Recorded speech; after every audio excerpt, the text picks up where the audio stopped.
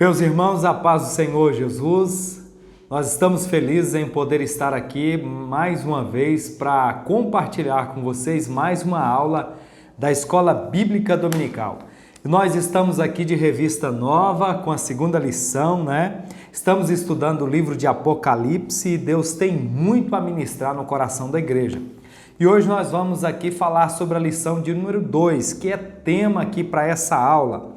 A lição 2 diz assim: Apocalipse, a revelação de Jesus Cristo. O texto áureo dessa lição diz assim: E eu, quando o vi, caí aos seus pés como morto, e ele pôs sobre mim a sua destra, dizendo-me: Não temas, eu sou o primeiro e o último. Esse texto está lá em Apocalipse, capítulo 1, versículo 17. A verdade aplicada: não podemos, como igreja, ignorar ou desprezar a relevância da mensagem do Apocalipse, pois breve Jesus voltará. E nós temos aqui 3 objetivos dessa lição de hoje. O primeiro objetivo é despertar para a brevidade do tempo. Obviamente nós entendemos, irmãos, que desde a ascensão de Jesus, de lá até aqui, nós estamos então mais perto ainda da volta dele, né? Sabendo que ele foi aos céus, mas ele voltará para buscar a sua igreja. E quando nós nos atentamos para os escritos de Apocalipse, né? Nós entendemos então que a palavra de Deus ela vem se cumprindo paulatinamente a cada dia. Então nós entendemos que o tempo ruge, que o tempo está breve para que a palavra do Senhor se cumpra. O segundo objetivo, mostrar as características que identificam a igreja. Nós temos aqui algumas características e nós vamos falar sobre elas, estudar sobre elas, que vão credenciar a igreja que estão aqui no livro de Apocalipse. E o objetivo 3, destacar a pessoa de Cristo e a sua posição soberana. Então, a soberania de Cristo, ela sobressai em todo o livro de Apocalipse. E o texto de referência que nós estamos aqui é Apocalipse, capítulo 1, o versículo 3, 4, 5 e o 6. Eu quero ler com você.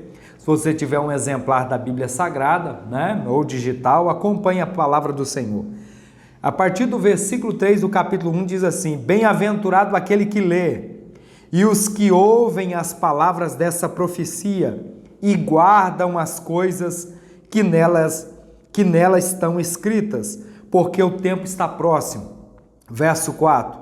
João, às 7 igrejas que estão na Ásia, graça e paz seja convosco, da parte daquele que é, e que era, e que há de vir, e dos 7 espíritos que estão diante do seu trono. Verso 5.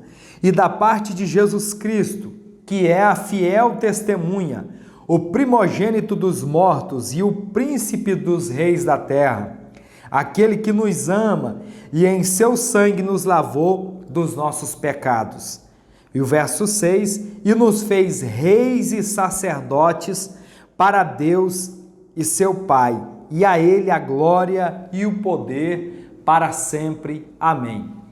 Então nós temos aqui a lição de número 1, lição de número 2, que nós vamos estudar, né? Que fala sobre a revelação de Jesus Cristo em Apocalipse. Nós temos aqui o primeiro tópico dessa lição, a título de introdução. Nós precisamos aqui fazer uma consideração que muitas pessoas leem o livro de Apocalipse para conhecer o que acontecerá no futuro, né? Mas, na verdade, o propósito do livro não é revelar o que está por vir, mas quem está por vir. Quem é que está por vir? A pessoa de Cristo, né? A grande revelação, a grande ênfase aqui do livro de Apocalipse não são as revelações futuras, o que é que vai acontecer no futuro, mas quem há de vir no futuro. E esse alguém, na verdade, é Jesus. A ele todo o poder, toda a glória. E da mesma forma que o livro de Apocalipse ele foi uma palavra de conforto, uma palavra que alcançou não só o coração do apóstolo João, na época em que foi escrito, mas não só ele, como também de conforto às 7 igrejas da Ásia, que esse livro foi direcionado, mas também direcionado a cada um de nós como igreja, que damos continuidade à obra do Senhor Jesus. E nós temos aqui o tópico que fala sobre a autoria do livro, né? Tópico 1.1, autoria do livro. Nós sabemos que o autor do livro de Apocalipse é Jesus. Se você observar o contexto que nós lemos aqui, né? Desde o capítulo 1 de Apocalipse, a mensagem do livro é muito clara, né? Que a revelação, que o poder, a autoridade é Jesus, né? O autor desse livro é Jesus. Ele foi escrito, revelado ao apóstolo João, mas o autor é Jesus. Ele é que deu essa revelação. Na verdade, o livro de Apocalipse, ele aponta Jesus, ele manifesta Jesus, a sua glória, o seu poder, a sua majestade.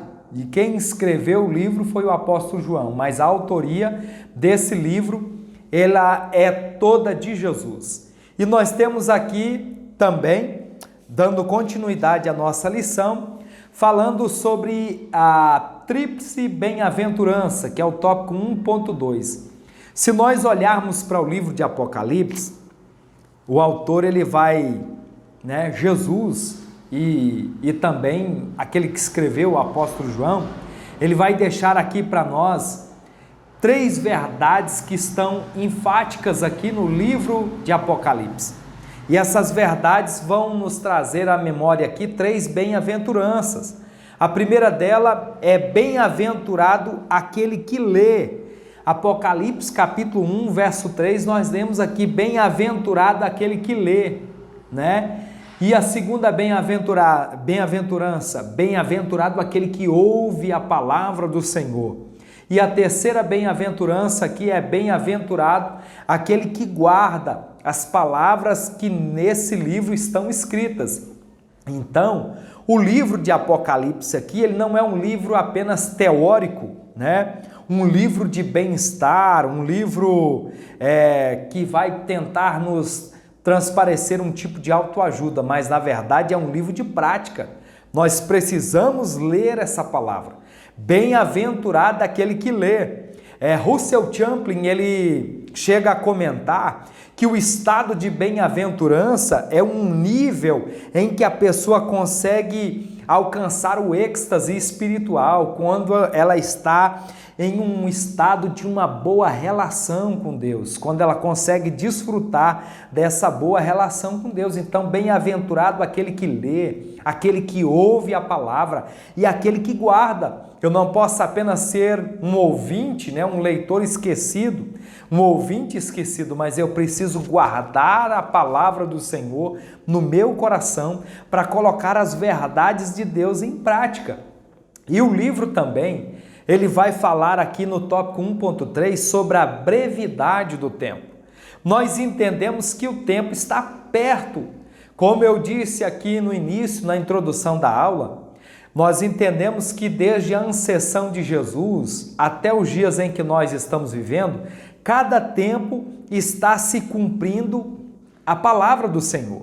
A Bíblia diz lá em Daniel, no capítulo 12, versículo 4, quando a palavra diz assim, Deus se referindo ao profeta Daniel, ele diz, e tu, Daniel, feche essas palavras e sela esse livro até o fim do tempo. Deus estava dando a revelação, porque nós vamos conseguir entender e esclarecer boa parte das profecias, das verdades que estão contidas no livro de Apocalipse, se nós tivermos aqui um complemento, lendo também em paralelo o livro do profeta Daniel. E aqui Deus está direcionando Daniel para que ele viesse fechar, para que ele viesse selar essas palavras até o tempo do fim, né? Há quanto tempo atrás Deus dá esse direcionamento? E lá em 1 João, capítulo 2, versículo 18, a palavra diz, é já a última hora. É tempo de nós nos prepararmos, porque quando nós vamos estudar a palavra, nós entendemos que cada uma dessas verdades que Jesus ele vem ministrando através da sua palavra aos nossos corações, estão se cumprindo a cada dia. Quanto mais o tempo passa, mais nós estamos para mais perto da vinda de Jesus, da revelação de Jesus Cristo. Por isso que o tema fala sobre essa brevidade do tempo. Lá em Abacuque, capítulo 10, versículo 37, Hebreus, capítulo 10, verso 37, o escritor aos Hebreus, ele diz: um pouquinho de tempo para a volta de Cristo. É só isso que falta. Nós vemos que cada dia que se passa, os acontecimentos, né? Nós não podemos aqui tentar delimitar um tempo para Jesus voltar, mas de acordo quando nós percebemos ao estudar as Escrituras, ao ler a palavra, nós vamos vendo que cada período que se passa, cada ano, com as situações, com as incoerências que vão acontecendo ao longo dos anos, nós percebemos que a palavra de Jesus ela está se cumprindo e cada vez mais nós percebemos que Jesus voltará para buscar a sua igreja, porque é para isso que a palavra aponta, né? Para os rumores, para as situações, para as dificuldades dos dias odiernos em que nós estamos vivendo. E o próprio livro de Apocalipse, capítulo 1, verso 3, a parte B diz: e no Apocalipse somos avisados por Cristo que o tempo está próximo. Então, a mesma mensagem dessa brevidade do tempo, que Jesus voltará, que as coisas estão próximas, ela também está no livro de Apocalipse. E nós precisamos entender essa brevidade do tempo. Mas o tópico 2 fala sobre a visão da igreja. Qual que é essa visão da igreja? Nós entendemos aqui o amor, né, o cuidado, o zelo pela sua igreja. Quando nós vamos perceber aqui, quando Deus está dando essa revelação, transmitindo essa mensagem ao apóstolo João, ele revela o seu cuidado para com a sua igreja, para que essa mensagem viesse de encontro às 7 igrejas da Ásia, não só de encontro ao coração do próprio apóstolo João, mas também aquelas igrejas, porque ele tinha um cuidado, um zelo para despertar, para chamar aquelas igrejas para a realidade. E essa é uma palavra que se aplica a nós também, o cuidado de Deus para com a sua igreja, porque nós somos uma extensão da igreja do Senhor, e essa revelação ela se aplica a nós, o cuidado de Deus, o amor imensurável de Jesus pela sua igreja, um amor que não pode se medir, um amor que não tem como se mensurar, ele é imensurável, ele é grande, e essa é a visão de Deus. Mas o tópico 2.1 fala sobre as 7 igrejas da Ásia. Mais à frente, nas lições que virão, o comentarista ele vai aprofundar um pouco mais e descrever um pouco mais sobre essas igrejas da Ásia aqui, as 7 igrejas. Mas aqui ele faz uma pequena menção em falar sobre a questão da Trindade.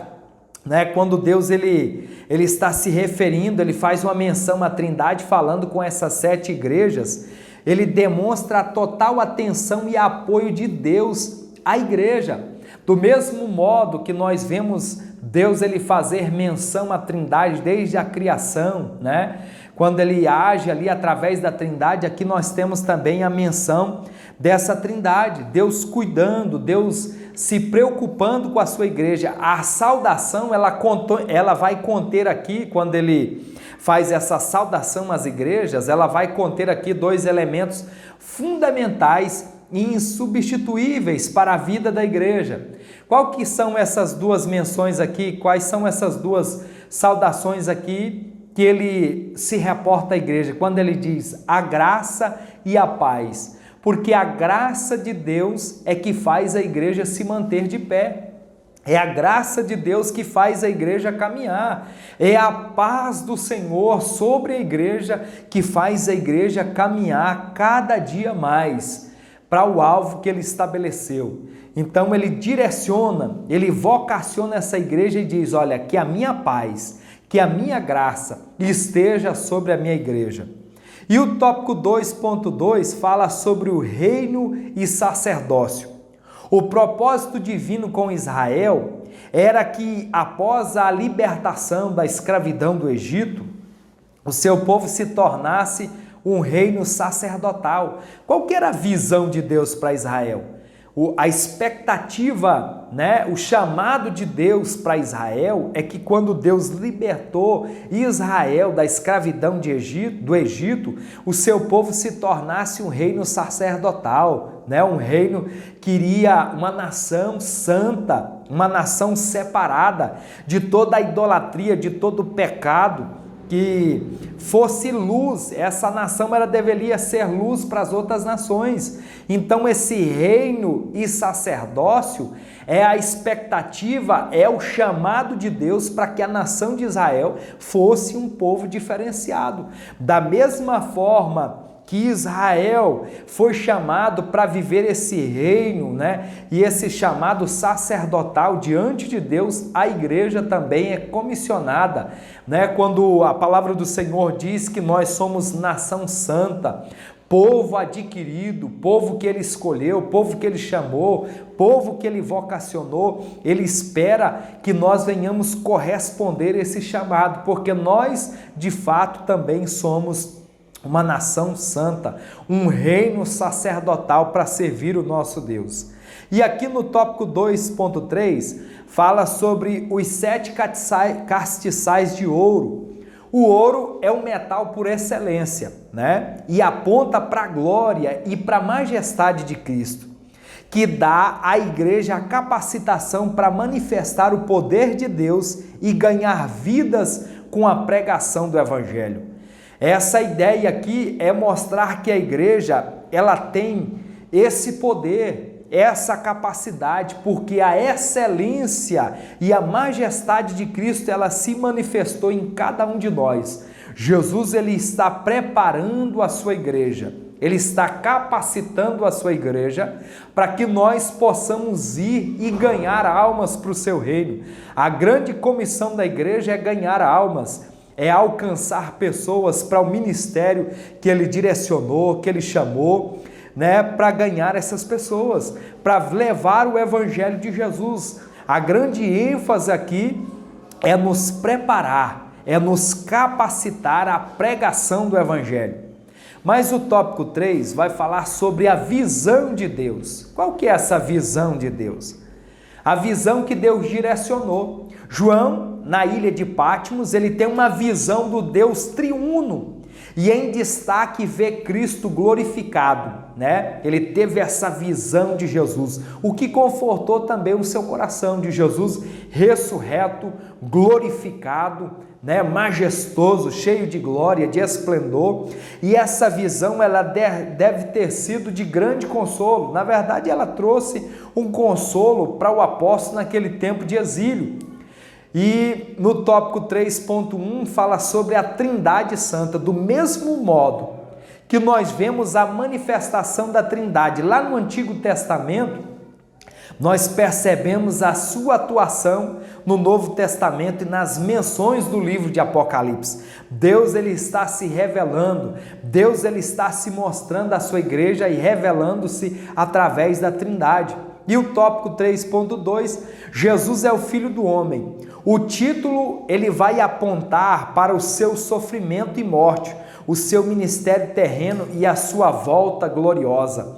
Como Filho do Homem, Jesus, ele padeceu por cada um de nós, enfrentou a terrível morte de cruz, mas ele também, no livro de Apocalipse, vai mostrar que Jesus irá voltar e ele vai vencer todos os seus inimigos. Nenhum deles conseguirá vencer o Rei dos Reis e Senhor dos Senhores. Ele não voltará mais para ser oprimido pelos homens, para ser ferido pelos homens, mas ele voltará como rei, como sacerdote, como rei eterno e glorificado, e é ele quem conquistará, quem julgará todas as pessoas da terra, tanto a igreja que passará pelo tribunal de Cristo e também todas as pessoas que passarão pelo grande trono branco.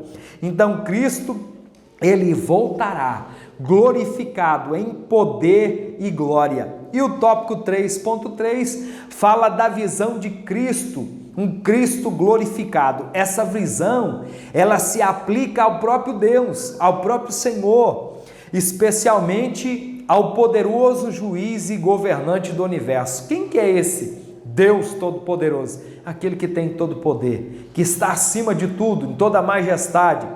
João, ele procura deixar bem claro que todos os atributos do Pai no Antigo Testamento são também atribuídos ao Filho, da mesma forma que nós vemos a aplicabilidade da palavra apontando para Deus, a sua soberania, a sua graça. Nós vamos ver que esses poderes, esses atributos também vão apontar para Jesus. O apóstolo faz questão de mostrar e deixar bem claro no livro o senhorio também de Jesus, né? Quando ele está glorificado agora, cheio do poder, cheio da autoridade. Então nós temos que ter essa convicção que esse Jesus, que nós não vamos ficar aqui, irmãos, ansiosos, com expectativas das coisas do futuro, com o que irá acontecer no futuro, mas é quem virá no futuro para garantir a nossa salvação eterna.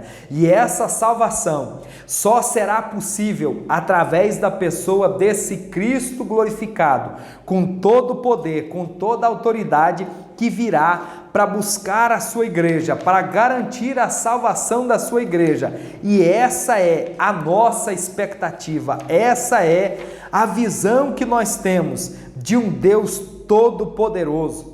E eu quero concluir essa lição aqui com a conclusão do autor, que ele diz assim: nós aprendemos nessa lição sobre a relevância de nós estarmos aqui atentos à mensagem de Cristo à sua igreja. Qual que é a mensagem? A mensagem de salvação, a mensagem de conforto, a mensagem que ele traz à igreja dizendo que a graça dele é suficiente, que a paz dele é suficiente, que o zelo, que o cuidado para com a sua igreja serão eternos. Ele tem cuidado de cada um de nós, ele tem manifestado o seu amor e a revelação sobre um Deus trino, o que pode fazer o que fez por nós, em que nós entendemos que todo poder e que toda autoridade está sobre esse Deus. Que a palavra de Jesus seja abundante sobre a sua vida, nos preparando, nos fazendo entender e esperar a revelação de Jesus Cristo, que voltará para buscar a sua amada igreja. Que Deus abençoe a sua vida em Cristo Jesus. Amém.